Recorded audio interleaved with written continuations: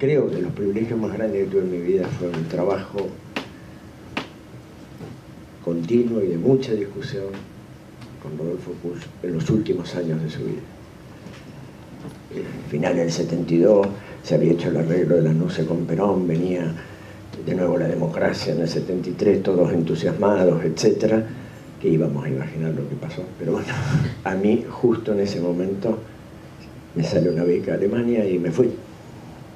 Mi relación con Kusch ahí siguió en forma epistolar y tengo cartas de esa época, que son este material, cartas que me mandaba a Alemania, que demoraban un montón, pero y bueno, se iba oscureciendo el panorama del país. Y bueno, cuando yo volví en el 75, que obviamente encontré otro país, el ambiente era otra cosa obviamente, y ahí mi reencuentro con Kusch fue justamente en la calle Cangallo. Cuando viene el golpe militar no sabíamos qué hacer, seguimos reuniéndonos, los de la filosofía de la liberación, ampliamos un poco, pero claro, tenía que ser bajo algún paraguas, ¿eh?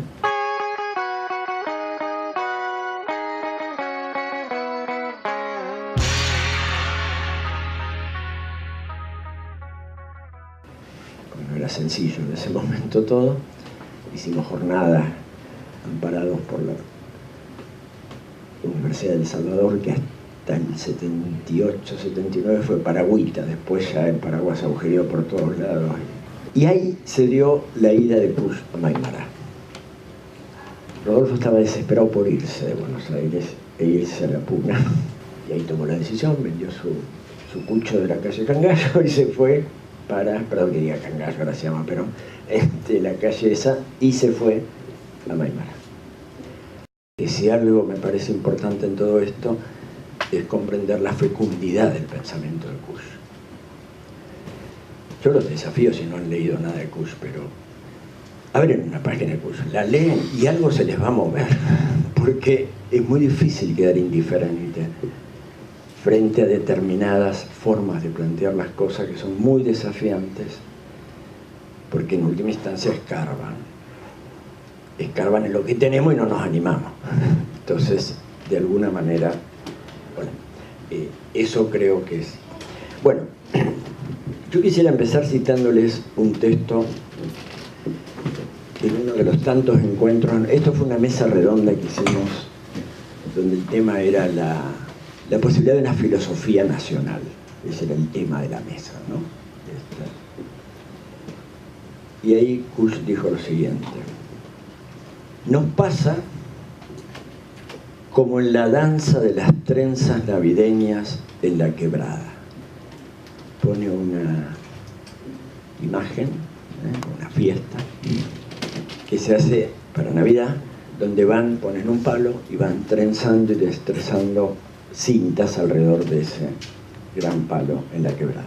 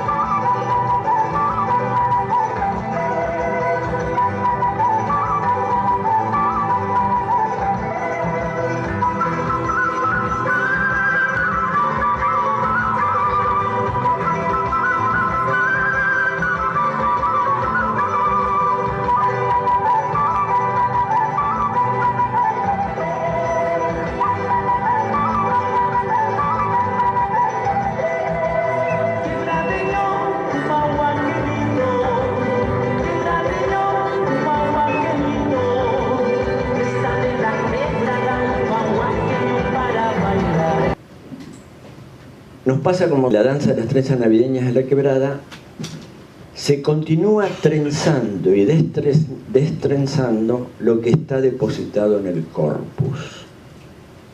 Esto es típico de Kusch. Corpus es una palabra cuasi técnica, en latín. Cuando dice el corpus nos referimos de alguna manera a ese cúmulo de capital social, cultural sobre el cual trabajamos, o bien el corpus que elegimos para una investigación, o bien el corpus sobre un tema, y entonces la bibliografía que hemos encontrado. Es una palabra que usamos mucho en la academia, digamos, ¿no? ¿Con qué corpus trabajás? ¿En qué referencia? O sea, adrede está puesta la palabra. Pero además corpus quiere decir cuerpo, ¿eh? Está claro. Entonces tampoco esto es casual, me parece, en un análisis. Se continúa trenzando y destrenzando lo que está depositado en el corpus. Pero nos puede ocurrir lo peor. Aceptar el filosofar como pensamiento y no como reiteración. Creo que vos ayer hablaste de la distinción de conocimiento y pensamiento, ¿no? Por lo que escuché recién. No te escuché, pero digo... o sea, nos puede pasar lo peor. ¿Qué es lo peor?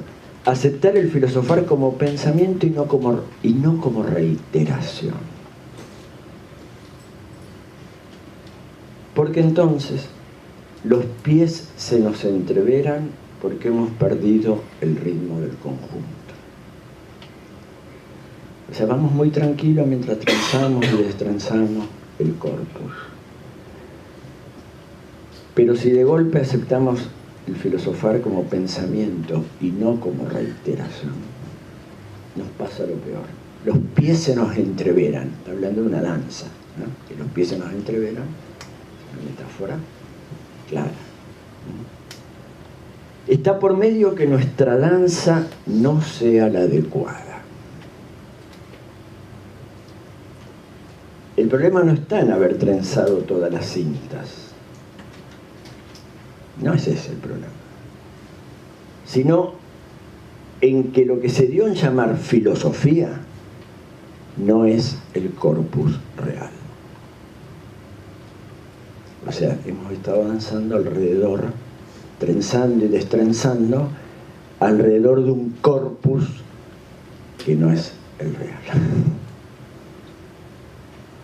Hay que destrenzar las cintas para trenzarlas de acuerdo con un corpus realmente propio y que no se molesten los danzantes. Estas cosas que tiene el lenguaje de Kusch, ¿no? No se molesten los danzantes. Lo dice como de paso, pero no es un de paso, ¿entienden? El que no se molesten los danzantes, porque justamente en el otro caso, cuando cometemos el error y damos los traspiés, los pies se nos entreveran, perdemos el conjunto. Es decir, nos molestamos los danzantes. La metáfora es muy linda. Sobre todo la entendemos muy bien los que bailamos muy mal. Que siempre esa sensación de que estamos trabando y molestando en vez de, de alguna manera, lograr el ritmo del conjunto. El estado actual de la cuestión se reduce a la danza propia. O sea, a cometer el ridículo de dar pasos inadecuados. La lógica del texto es muy interesante. Se termina diciendo en el fondo, justamente si seguimos trenzando y destrenzando, bueno, vamos a estar todo perfecto, pero estamos en una ficción. Y entonces el tema es cometer el ridículo de dar pasos inadecuados. Termina el texto este. En esto va la responsabilidad del pensador. Digo, quienes estamos formados en el rigor de que lo importante es dar pasos adecuados, que no digo que no haya que dar pasos adecuados, por favor, pero quiero decir, entendamos un poco la metáfora, que aparezca como responsabilidad del pensador en este contexto de qué estamos trenzando y destrenzando. O sea, ¿qué estamos pensando?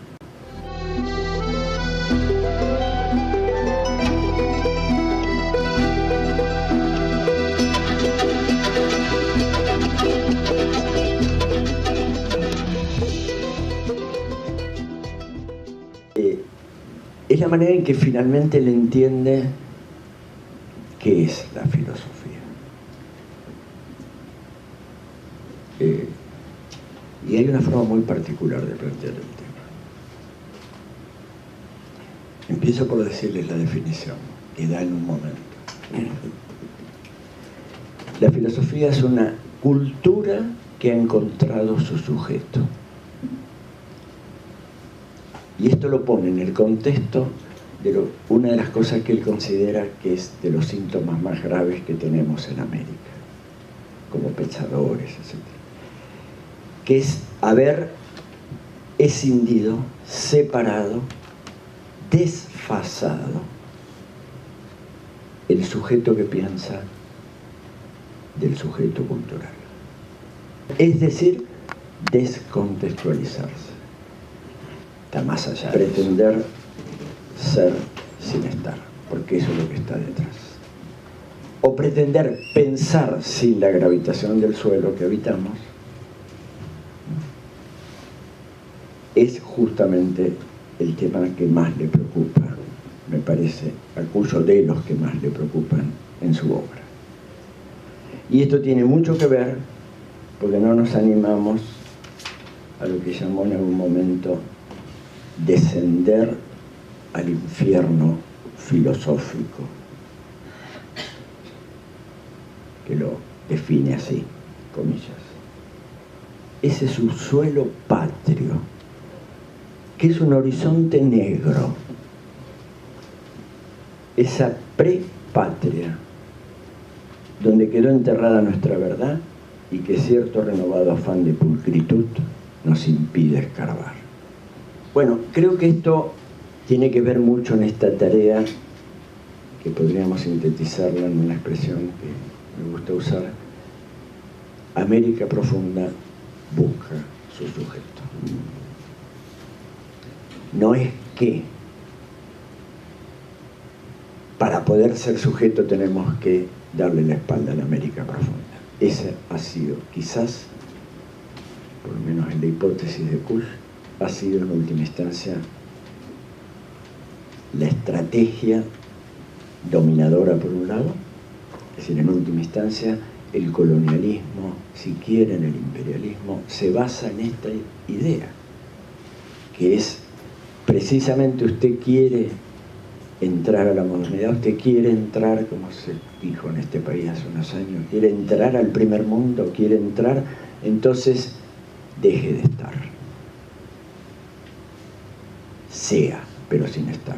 Si usted arrastra el estar, queda pegado a lo que le impide, de alguna manera, constituirse en sujeto.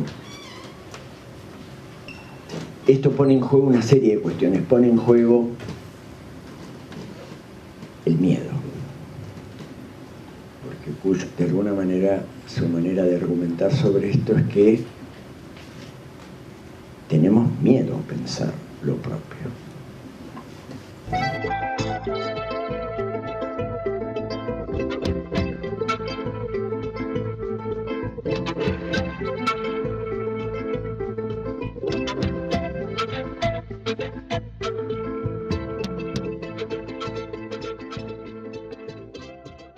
Y esto está muy ligado a su lectura, que ya trasciende de una manera muy fuerte, me parece,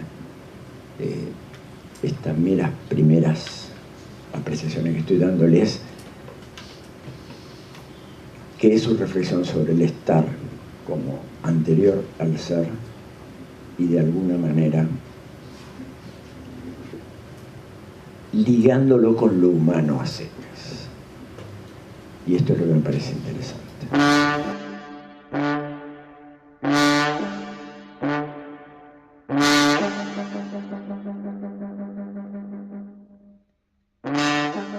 Entonces yo me quisiera detener primero un poquito en esta, creo que está puesto el... Sí, está puesto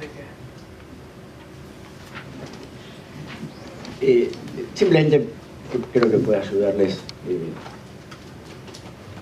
Yo ligo esto, es una serie de nombres que puse ahí, una serie de categorías que son las que él mete, después me voy a detener más concretamente la distinción del estar, pero detrás está el tema de la gravitación del pensar. Creo que de esto es lo que hablaron básicamente ayer, si entiendo, con la geocultura, etc. Todas esas son expresiones cushianas. Lo de la geocultura, sí, supongo que se mencionó, que es de alguna manera esta tesis fuerte de Kush de que, esa frase es brillante, el pensamiento no se ve ni se toca, pero pesa, está gravitado por el suelo que habitamos, pesa. Y esto es interesante porque plantea una serie de cuestiones que ahí simplemente las enuncio, ¿no? Esto de lo centrífugo y lo centrípeto, que está ligado intuitivamente a qué quiere decir la salida al exterior cuando se está, y entonces el estar buscando ser es un movimiento que Kush lo llama centrífugo, es decir, porque se está en el centro y en realidad naturalmente se va hacia afuera, como el movimiento centrífugo que nos pone hacia afuera.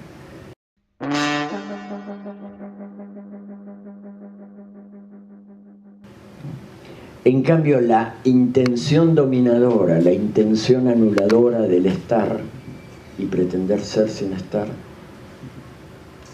es un movimiento inverso, porque está desesperado siempre buscando un centro que nunca encuentra. Es interesante esto. Es decir, como que la expansión natural, que sería la relación con el ambiente y de alguna manera con las otras culturas, diríamos hoy día, y este es un tema muy importante, desde un centro, o sea, desde el estar, ya vamos a tratar de profundizar qué quiere decir esto para Kush, no es lo mismo que estar desesperados buscando el centro. Y entonces vamos dominando y dominando y dominando, buscando el centro, o queriendo mostrar que somos el centro.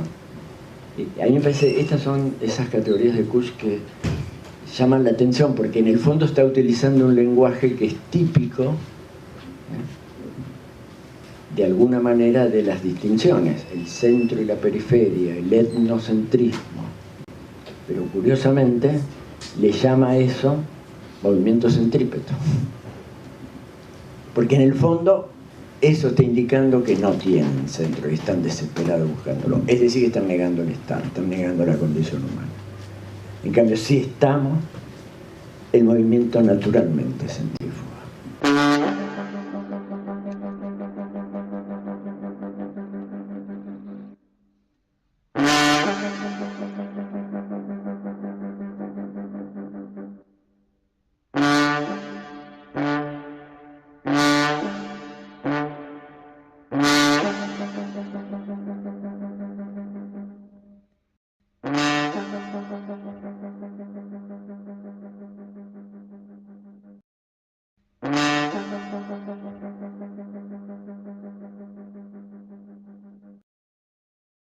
Esto va a ser central en los debates contemporáneos, sobre todo por esa categoría que también, ahí la puse en los términos de él, en la última que está puesta en esa diapositiva, que es el vacío intercultural. Es decir, el tema de la relación con otras culturas, que justamente el gran tema es que se interpone un vacío en el sentido de que, o el sentido simple, de lo siguiente, que si de alguna manera yo absorbo la otra cultura a la mía, como una forma de saltar ese vacío intercultural, o sea, domino, o al revés, pierdo el arraigo y me dejo dominar. Y entonces en realidad lo que está queriendo insinuar es lo que hoy día llamaríamos, esta no es una categoría de Rodolfo, lo que hoy día llamaríamos el diálogo intercultural, que no es lo mismo que el mero multiculturalismo. El presidente de Estados Unidos llegó en su Fortaleza con ruedas, el coche presidencial a prueba de explosiones y con una pequeña escolta compuesta por unos 60 vehículos. El Papa le entregó regalos muy simbólicos, como un medallón símbolo de la paz. El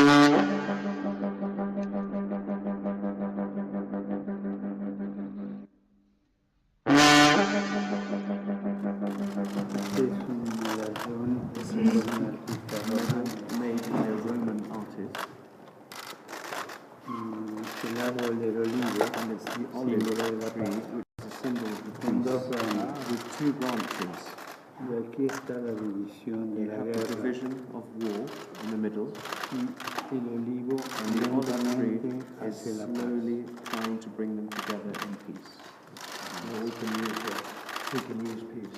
Podremos usar esta paz. Tenemos tanto necesitamos. Con los mejores deseos para That is que my usted pueda desire.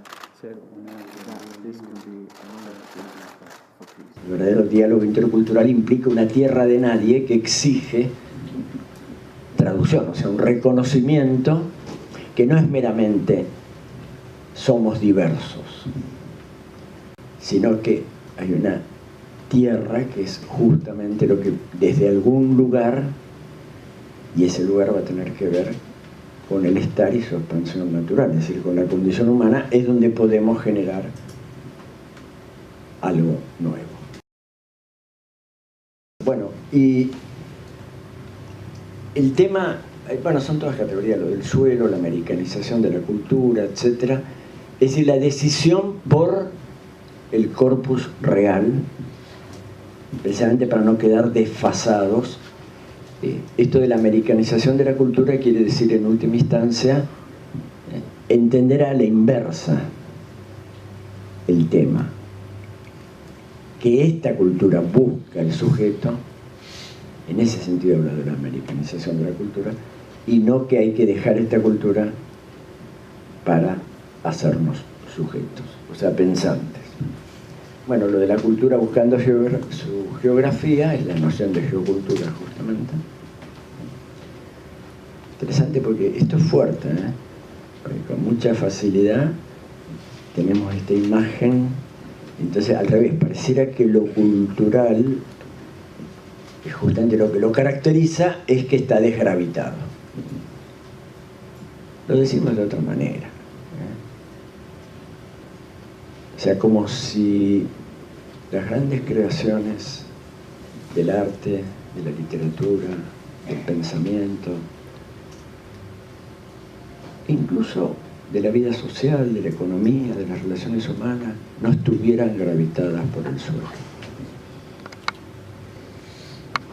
Pareciera que fácilmente decimos, sí, está gravitado por el suelo el folclore, está gravitado por el suelo ciertas cositas, pero ¿cómo vamos a pensar que está gravitado por el suelo el sujeto trascendental kantiano?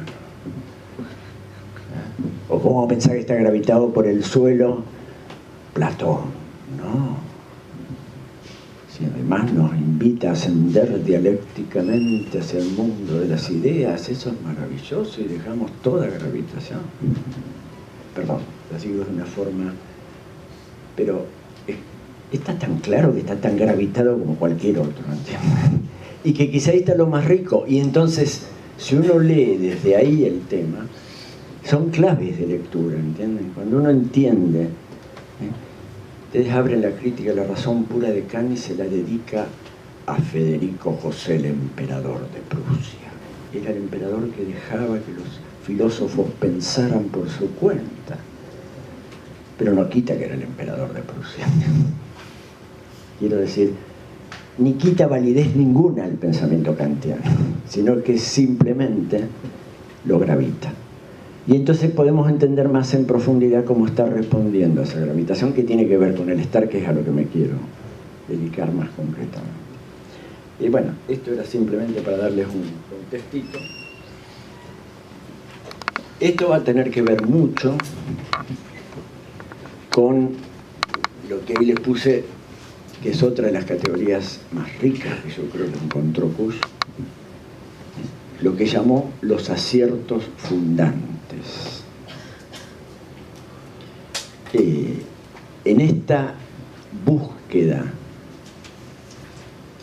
de la cultura que encuentra su sujeto, que en realidad de alguna manera es a partir, y esto es lo que nos vamos a detener ahora, de reconocer que estamos, meramente estamos, y desde ahí intentamos ser, y no pretender ser sin estar. Y acá está lo quizás más difícil de entender de nuestras estructuras, muchas veces mentales, que tienden a defenderse de lo que voy a decir ahora, que justamente el estar, por definición, tiene que ver con una indigencia. Tiene que ver con, después tiene una expresión que le repiten más de un texto, es una indigencia originaria, un hambre, la metáfora es clara, un hambre que va desde el pan hasta la divinidad. O sea, o nos ilusionamos con el poder del concepto, que en última instancia pone a todas las representaciones, pone a todas las intuiciones, diríamos en términos de algo que va a resonar porque muchos de ustedes se dedican a esto, pone al arte, a la religión, dentro de la filosofía, dentro del movimiento del concepto, le da claridad. El concepto finalmente, entonces pongo el extremo, ¿no? Esto tiene muchas lecturas a lo largo de la historia, pero lo que quiero señalar es el doble contexto. O negamos esa indigencia, o creemos que la remediamos de una vez para siempre porque llegamos al concepto, porque llegamos a la idea, porque tenemos la teoría clara. Siempre me gusta citar una frase de Jan Ulmo, ese físico que trabajaba con Piaget en el Centro de Ginebra de Epistemología Genética, que hablando de la ciencia moderna, dice, ¿cuál es el ideal de la ciencia? Lograr que los fenómenos no nos sorprendan. Es decir, pasa algo, acontece algo y yo tengo la explicación. Es un caso de la ley, es un caso de la teoría. Entonces estoy al abrigo, de alguna manera, del trastabille de la indigencia del estar. Salgo de eso, me meto en el seguro camino de la ciencia, así le llama Kant cuando plantea en su prólogo La crítica de la razón pura, esto que está pasando y su ambición es a ver si entramos al seguro camino de la ciencia. Fundamento inconmovible de la verdad le llamó Descartes. Inconmovible, esto no lo mueve nadie. Bueno, perdón, pongo esto en tensión muy fuerte con esta profunda idea de Rodolfo Kusch, de que en realidad lo que vamos haciendo, y ahí también tiene una imagen muy linda, chapoteando en el barro de lo absoluto. ¿A quién se le puede ocurrir llamar el barro de lo absoluto? Desde nuestra mentalidad poner esa metáfora. Chapoteando en el barro de la absoluta, intentamos, codo a codo con los otros, ensayar algunos aciertos fundantes. ¿Qué quiere decir aciertos fundantes? Así le llaman los símbolos. Los símbolos son aciertos fundantes. ¿Por qué aciertos? Acierto es una palabra lúdica. Di en el blanco, es decir, en el juego. Bueno, y en el juego, los juegos de azar es común, ¿cierto? Acerté con el número que soñé y saqué la lotería. Acerté. O sea, lúdicamente encontré el resultado, por decirlo así. Entonces él dice, son aciertos. Hay una lógica lúdica. No es una lógica de superación de la representación, de la intuición por el concepto, que no es lúdica, es necesaria. La lógica lúdica es azarosa. No es una lógica dialéctica necesaria que supera la representación en el concepto, o que asciende de las apariencias a la idea en sí, o que lee de alguna manera, separando los accidentes, la esencia de las cosas, haciendo referencias a ciertos tópicos fuertes de la historia de la filosofía, sino que es una lógica lúdica, que él la encuentra justamente como central en sus trabajos de campo. es muy interesante lo del acierto fundante. Esto daría para hablar mucho. Está ligado a su vez al tema de las verdades seminales. Creo que vas a tocar vos algo de eso mañana, ¿no? Los operadores. Los operadores seminales, que están ligados de alguna manera. Estos operadores seminales que justamente tienen muchísimo que ver en Kush, con el lugar desde el cual es posible justamente generar, son semillas, y no justamente rigideces que nos instalan. Bueno, ahí tienen el miedo a lo propio, acertar lúdicamente, que la cultura encuentre. Es lo que acabo de decir y se lo puse ahí en el esquemita, porque me parece que puede ayudar. Y bueno, este es el tema de fondo. En el video me parece que Rulli en un momento lo dice, o algún... creo que sí, que termina con una frase de Rulli, ¿no?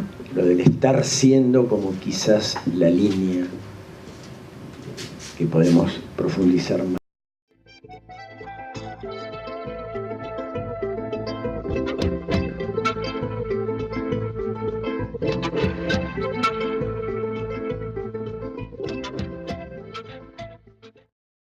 Desafiar la paciencia de ustedes con una alusión ya más estrictamente filosófica al contexto de por qué es importante la distinción de estar y ser. Lo voy a retomar después al hablar del estar siendo, pero lo dejo planteado. O sea, porque en el fondo está claro, ¿no es cierto? O sea, todo esto anterior de la geocultura y la gravitación del pensamiento, todo lo que tiene que ver con los aciertos fundantes y los operadores seminales de alguna manera, en última instancia está en cómo entendemos la relación del estar con el ser. Y entonces el problema, insisto en repetirlo, es pretender ser sin estar. Y este ha sido nuestro tema. En algún momento en la seducción de la barbarie expresamente lo compara con términos psicológicos, es decir, esto es una verdadera esquizofrenia, que de alguna manera, sobre todo lo liga al arte. Ese libro, que es de los primeros libros importantes de Rodolfo Kusch, lo escribe en el contexto de sus clases en la Prilidiano Pueyrredón y en el contexto de su trabajo de alguna manera tratando de pensar el arte, la literatura, etc. Entonces habla de esta como esquizofrenia, digamos. O sea que pretender ser sin estar es desgarrarnos.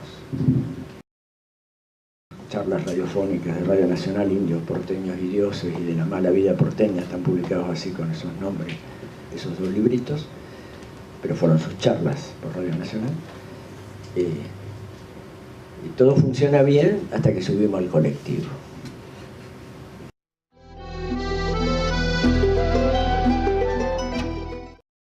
Emergen los miedos. Emerge y entonces me siento en el café.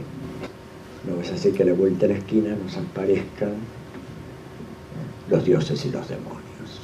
Es metafórico, entiendo, pero de alguna manera nos aparezca esta cosa profunda que nos define a los humanos, que es el estar, meramente estar. Y ahí quizás empezamos a darnos cuenta de la distancia entre querer ser sin estar y la posibilidad de estar siendo. O sea, ser estando, ¿no? Que es para él la clave. Pero la pone como clave no solo para resolver nuestro tema en América, sino como quizás la contribución que podemos dar para pensar el equilibrio de lo humano. Y ahí aparece el buen filósofo, ¿entienden? Yo creo. Que no pretende cerrarse en lo propio, sino que entiende que lo más propio de lo propio es lo común a todos. Miren, quiero decirles esta sola cosa. Kusch va a trabajar fuertemente y desde su comienzo insinúa de alguna manera en sus primeros textos y después ya pasa a ser un tema explícito muy fuerte en sus últimas obras, la distinción de ser y estar. Claro, no es cualquier cosa ¿Por qué no es cualquier cosa? Y porque aparece el ser. Y el ser es como la palabra de los filósofos. Ya veníamos lastimados en el siglo XX porque un gran pensador, académico, enormemente respetado, discípulo de otro gran pensador, me refiero a Heidegger, discípulo de Husserl en la Universidad de Freiburg, había dicho: nos hemos olvidado del ser los filósofos. La filosofía entera, desde Platón hasta acá, no pensó lo único importante de ser pensado. ¿Cómo, señor Heidegger? ¿Está loco usted? ¿Qué es eso? El ser. ¿Cómo que no vamos a pensar el ser? Yo se lo digo siempre, medio en chiste, la imagen que hay es que los filósofos dormimos con el ser, comimos con el ser, soñamos con el ser. Es decir, ¿cómo nos va a decir que la historia de la filosofía de Platón hasta nuestros días se olvidó de pensar el ser? Y Heidegger dijo, sí. ¿Por qué? Porque lo pensamos como cosa. Nos hemos olvidado que el ser es acontecer, es tiempo. Esto nos movió la cabeza fuertemente. Estaba en la línea ya de movimiento no menos fuerte y quizás más sacudidores por su lenguaje de alguien a quien Heidegger trabajó mucho, que fue Federico Nietzsche, que nos lanzó, como quien no quiere la cosa, Dios ha muerto. Se borró el horizonte. Y cuando él explica la metáfora del Dios ha muerto, que la habrán escuchado alguna vez, ¿no es cierto?, de Nietzsche, dice que alguien agarró una esponja, la empapó en sangre y borró el horizonte.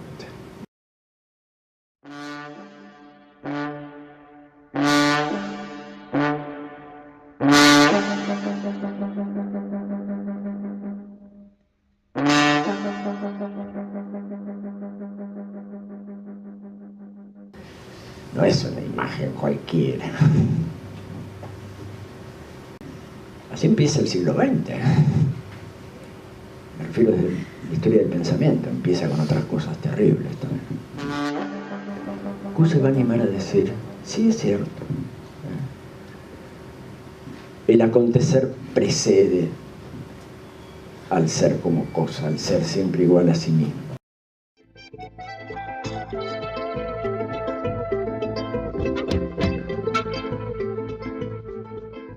Lo mismo no es lo igual.